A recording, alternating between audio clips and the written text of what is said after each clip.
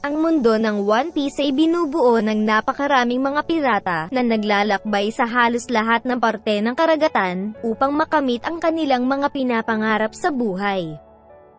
Gayunpaman, ang pagiging malaya ng isang pirata ay may kaakibat naman na malaking panganib sa kamay ng world government na siyang pinakamakapangyarihang organisasyon sa buong mundo.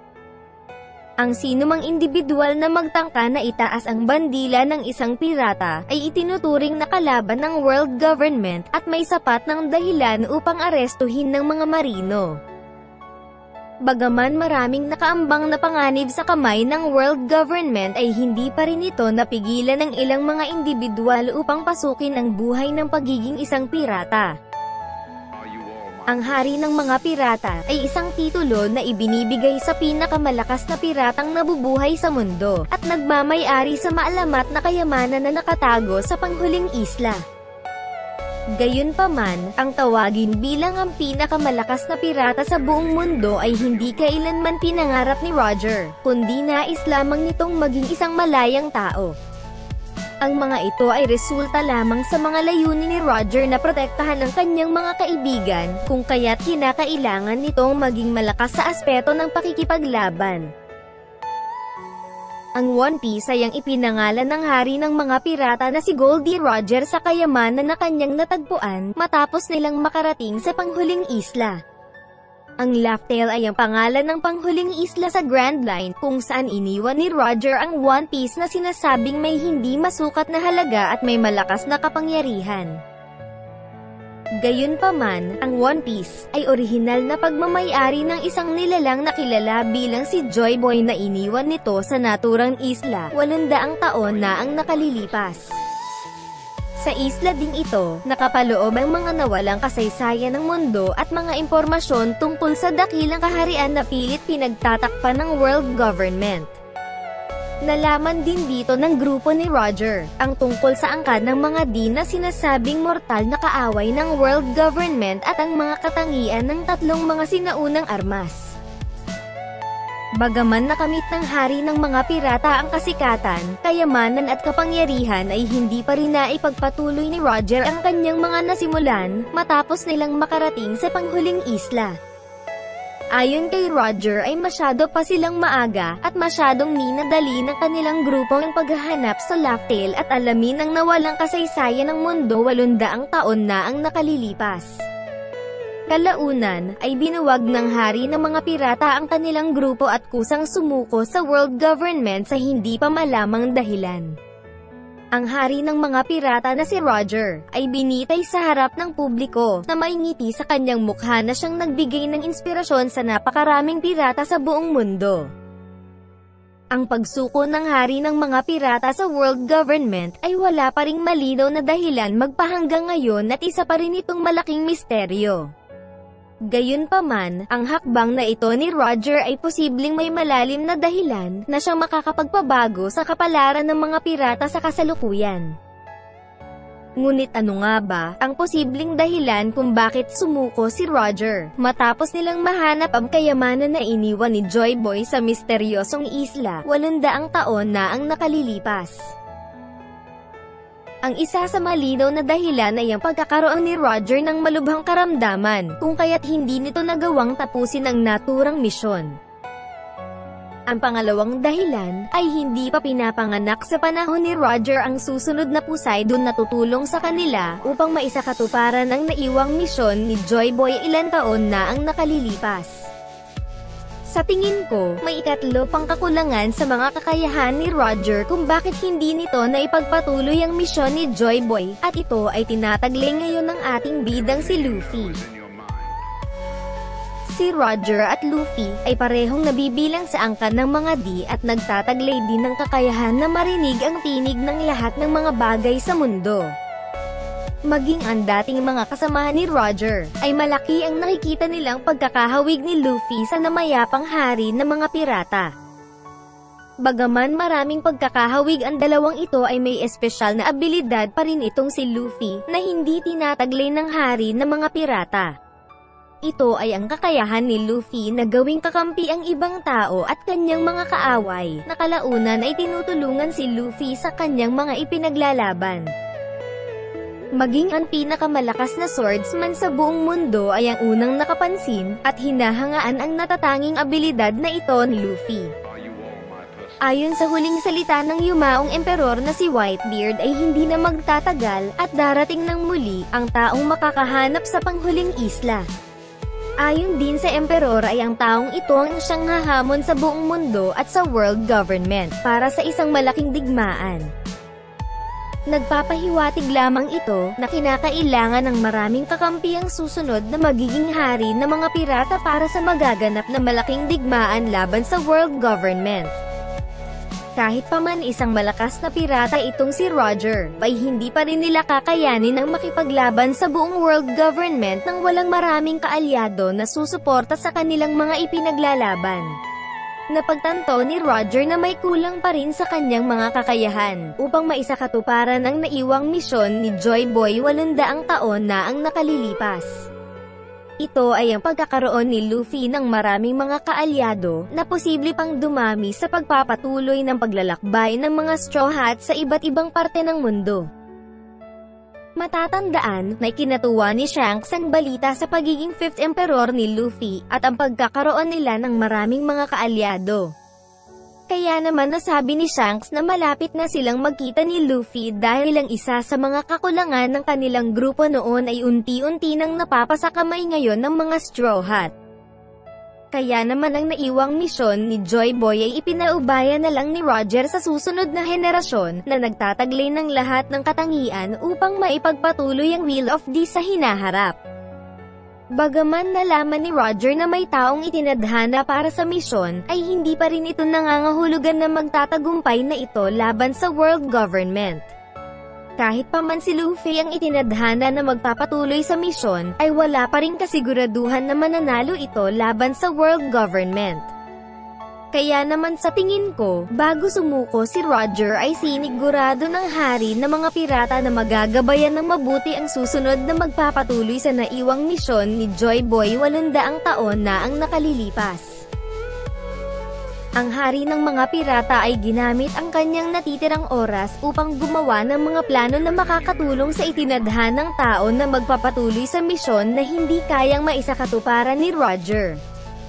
Balak ni Roger na maging daan ang kanyang kamatayan upang magsimula ng panibagong paglalakbay para hanapin ang One Piece at maipagpatuloy ang Wheel of D sa hinaharap. Ang pagsuko ni Roger sa world government ay isang paraan upang hikayatin ang maraming mga tao na maglakbay sa karagatan at simula ng dakilang paglalakbay ng mga pirata.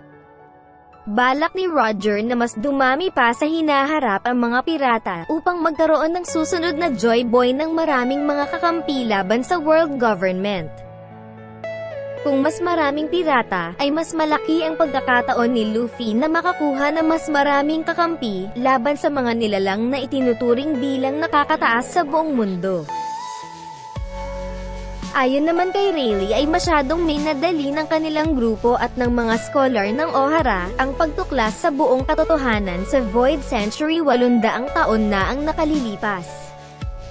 Sinabi din ni Rayleigh sa mga Straw Hat na huwag silang magmadali sa kanilang paglalakbay at hayaan muna nilang lakbayin ang mundo bago nila alamin ang nawalang mga kasaysayan. Nais ni Rayleigh na magkaroon ng pagkakataon ng mga Straw Hat na magkaroon ng mas maraming kakampi bilang paghahanda sa panganib at misteryong matutuklasan nila sa panghuling isla. Ang mga kinaroroonan ng dating mga kasamahan ni Roger ay hindi lang nagkataon, kundi may nakalaan itong misyon para sa susunod na magpapatuloy sa nasimulan ng hari ng mga pirata. Ang dalawa sa mga kasamahan ng hari ng mga pirata ay inatasan na manatili sa isang lugar kung saan tiyak na dadaan ang successor ni Roger. Ang doktor na si Crocus ay nananatili sa Twin Cape sa ibaba ng Reverse Mountain kung saan dumadaan ang mga pirata papuntang Grand Line upang makaiwas sila sa mga Sea Kings. Inaabangan ng doktor ang pagdating ng mga Straw Hats sa Reverse Mountain upang mabigyan sila ng tamang gabay at tulong na rin tulad ng ibinigay nitong lag post kay Nami. Ang kanang kamay naman ni Roger na si Rayleigh ay nananatili sa Sabao de Archipelago at nagsilbi bilang coating mechanic ng mga barko ng mga pirata. Ang lugar din na ito ay ang pinupuntahan ng halos lahat ng mga pirata na gustong pumasok sa New World at malapit sa headquarter ng mga marino. Sa kabila ng panganib ng isang tulad ni Rayleigh na manatili sa lugar na ito ay minabuti niya manirahan dito upang tulungan ang mga Straw Hats sa kamay ng mga marino. Bilang isa sa pinakamalakas sa grupo ni Roger at bihasa sa hockey ay si Rayleigh ang inatasan na magsisilbing guro ni Luffy sa aspeto ng pakikipaglaban. Ito ay paghahanda sa pagpasok ni Luffy sa New World na itinuturing na pinakamapanganib na parte ng karagatan sa buong mundo kung saan matatagpuan ang pinakamalalakas na mga pirata. Ang ilan sa dating mga naging kasapi ng pangkat ni Roger ay inatasan na bantayan ng Road Poneglyph na natagpuan sa kanilang mga lugar. Ang dalawang mink ay binabantayan ng Road Poneglyph na matatagpuan sa Whale Forest sa isla ng Zou hanggang sa pagdating ng itinakdang tao na magpapatuloy sa nasimulan ni Roger. Kasama na rin dito, ang samurai na si Oden na magbantay sa isa pang Road Poneglyph na matatagpuan sa kanyang lugar sa bansang Wano, ngunit nasa kamay na ito ngayon ng emperor na si Kaido. Ang ikatlong Road Poneglyph naman ay nasa pangangalaga ngayon ng emperor na si Big Mom na nakatago sa kanyang teritoryo. Ang ikaapat naman sa mga ito ay matatagpuan noon sa Sea Forest ng Fishman Island, subalit ang Road Poneglyph na ito ay kasalukuyang nawawala at wala pang nakakaalam kung saan na ito sa kasalukuyan. Sa tingin ko, ito ang isa sa mga misyon na ibinigay ni Roger kay Shanks upang itago at kunin sa Fishman Island ang ikaapat na Road Poneglyph upang walang masasamang tao ang makarating sa panghuling isla. Paraan na rin ito ni Roger upang maprotektahan ang susunod na Poseidon at ang Fishman Island sa kamay ng mga masasamang pirata at sa world government. Alam ni Roger kung gaano ka-importante ang kapangyarihan ng susunod na Poseidon upang maisakatuparan sa hinaharap ang naiwang misyon ni Joy Boy 800 taon na ang nakalilipas. Ibinigay din ni Roger kay Shanks ang isa sa pinakamabigat na misyon ng kanilang grupo, ang hanapin ang successor ng hari ng mga pirata. Ang Straw Hat din ang palatandaan upang makilala ng mga kagrupo ni Shanks ang napili niyang tao na posibleng magpapatuloy sa naiwang misyon ni Roger. Pinili ni Roger ang emperor na si Shanks sa kadahilan ng hindi pa masyadong kilala noon ng world government ang batang si Shanks sa panahon ng kanilang paglalakbay sa panghuling isla. Si Shanks rin ang isa sa pinaka-pinagkakatiwalaang tauhan ni Roger at pinakamalapit sa kanyang puso. Matapos ang kamatayan ni Roger, ay nagsimulang maglakbay si Shanks sa iba't ibang parte ng mundo upang hanapin ng itinadhanang tao at nakita niya ito sa katauhan ni Luffy. Ngunit hindi pa dito nagtatapos ang misyon ni Shanks at may isa pa itong kinakailangang gawin upang makumpleto ang misyon na inilaan sa kanya ni Roger. Ang pangalan ni Shanks ay hango sa isang mahabang metal na tinatawag na shank, na isang parte ng anchor na nakakabit sa mga barko. Ang anchor ay isang metal na makikita sa isang barko na ginagamit upang maiwasan ang isang barko na maanod ng mga malalakas na hangin at mga alon. Tulad ng isang anchor, ay matyaga na hinihintay ni Shanks ang tamang panahon kung saan may sapat ng kakayahan si Luffy na gampanan ang naiwang misyon ni Roger. Kaya naman, habang hindi pa kumpleto ang kakayahan ni Luffy upang maipagpatuloy ang Wheel of D, ay si Shanks ang magsisilbing anchor upang pigilan ang mga maling desisyon ni Luffy sa hinaharap. Bilang tagapangalaga ng ikaapat na Road Poneglyph ay kinakailangan munang patunayan ng mga Straw Hat kay Shanks ang kanilang mga kakayahan upang makarating sa panghuling isla. Kaya naman, magkakaroon ng isang duelo sa pagitan ni Luffy at Shanks, ngunit hindi ito isang laban kung saan magpapatayan silang dalawa kundi isa lamang itong huling pagsusulit ni Luffy. Ang Road Poneglyph din na nasa pangangalaga ni Shanks ang magsisilbing gantimpala ni Luffy sa magaganap nilang laban ni Shanks upang makatuloy na sila sa panghuling isla. May kutob rin ako na magaganap ito sa bansang Elbaf kung saan naninirahan ng maraming mandirigmang giants sa buong mundo. Ang kaharian ng Elbaf ay unang ipinakilala sa atin sa panahon ng pagpunta ng mga Straw Hats sa isla ng Little Garden kung saan nila nakilala ang dalawang mga giants na nagmula rin sa kahariang ito. Bagaman magkaibigan ng giant na si Brogy at Dory ay naglalaban ang dalawa upang patunayan ang kanilang dangal at sa kung sinong mas malakas sa kanilang dalawa sa aspeto ng pakikipaglaban.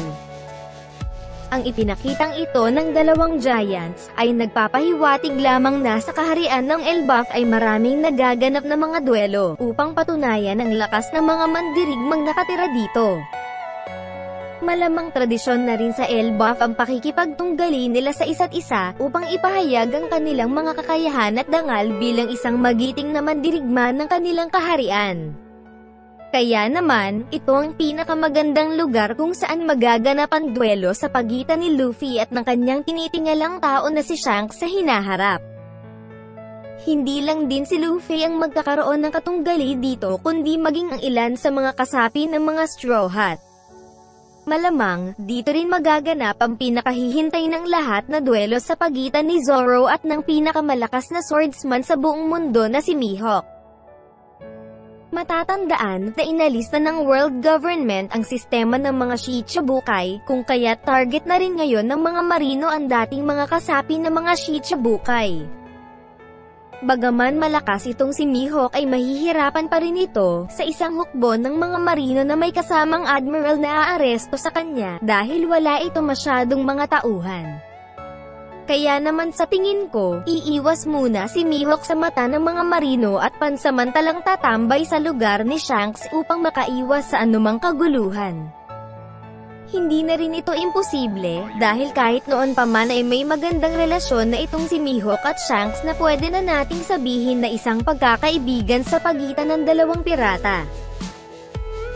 Kaya naman, posibleng magkaharap din dito si Zoro at Mihawk upang mapatunayan ni Zoro ang kanyang mga iniunlad, at para sa titulo bilang pinakamalakas na swordsman sa buong mundo. Shout out po sa lahat ng mga nagpapa-shout out at muli, maraming salamat po sa patuloy pa ring sumusuporta.